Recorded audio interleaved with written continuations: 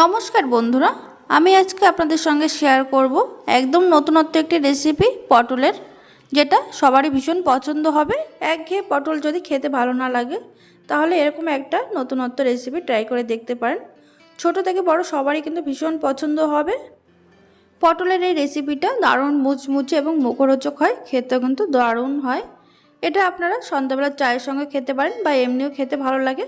আবার ডাল ভাতের পাশাপাশি কিন্তু খিচুড়ির সঙ্গেও অপূর্ব লাগে। দেখুন, এখানে আমি 5টা পটল নিয়েছি। পটলের গাটা একটু ছুরিতে চেঁচে নিলাম। চেঁচে নেওয়ার পর পটলগুলো এবার দুভাগ করে কেটে নিচ্ছি।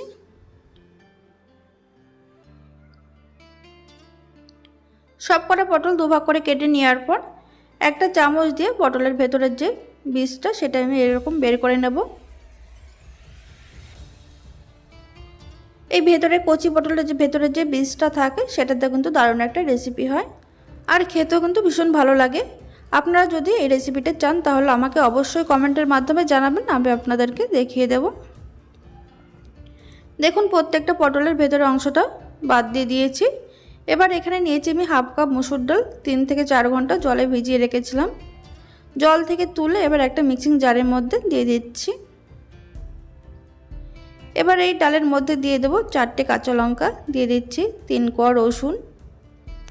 এবার একদম মিহি করে বেটে নিচ্ছি, তবে খুব বেশি মিহি করে বাটার দরকার নেই, হালকা একটু দানা দানা মতন থাকবে সেরকম বেটে নিতে হবে। দেখুন, এখানে ডালটা বেটে নিয়েছি। এবার ডালের মধ্যে কিছু উপকরণ আমি মিশিয়ে দিচ্ছি। এখানে দিয়ে দেব একটা মিডিয়াম সাইজের পেঁয়াজ, একদম মিহি করে কুচি করে নিয়েছি। দিয়ে দিলাম স্বাদ অনুযায়ী নুন, দিয়েছি হাফ টিস্পুন হলুদ, আর দিয়ে দিলাম 1/4 চা চামচ গরম মশলার গুঁড়ো, স্বাদ অনুযায়ী লঙ্কার গুঁড়ো, আর দিয়েছি 1 টেবিল চামচ চালের গুঁড়ো। এবার সমস্ত উপকরণ খুব ভালো করে মিশিয়ে নিচ্ছি। মিশিয়ে এবার খুব ভালো করে ফেটিয়ে নিতে হবে কিছুক্ষণ। যদি খুব ভালো করে ফেটিয়ে নেওয়া হয় তাহলে কিন্তু এটা শক্ত থাকবে না, একটু সফট তৈরি হবে।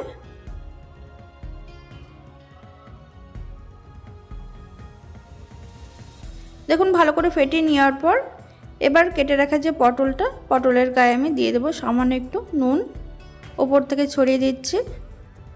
আর দিয়ে দিচ্ছি 1 চিমটে হলুদ।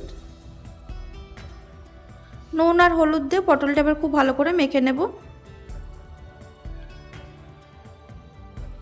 নুন আর হলুদ দিয়ে ভালো করে মেখে নিলে পটলের স্বাদটা কিন্তু খুব ভালো হবে।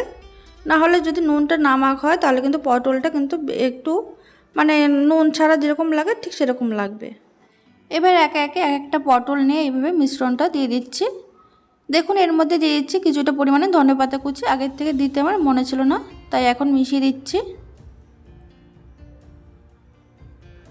মুসুর ডালের মধ্যে কিন্তু ধনেপাতা দিলে কিন্তু বেশ ভালো লাগে খেতে। আপনাদের কাছে যদি হাতের কাছে যদি থাকে ধনেপাতা তাহলে দেবেন, না হলে নাও দিতে পারেন। দেখুন, এইভাবে প্রত্যেকটা পটল আমি ভালো করে পুরটা দিয়ে দিচ্ছি, দিয়ে উপরটা একটু সমান করে দেব।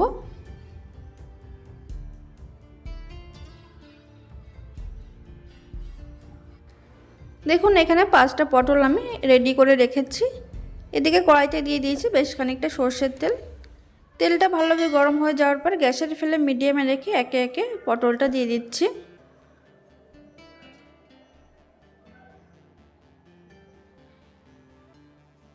পাঁচটা দেওয়ার পর বাকি পটলগুলো আমি একইভাবে দিয়ে দেব।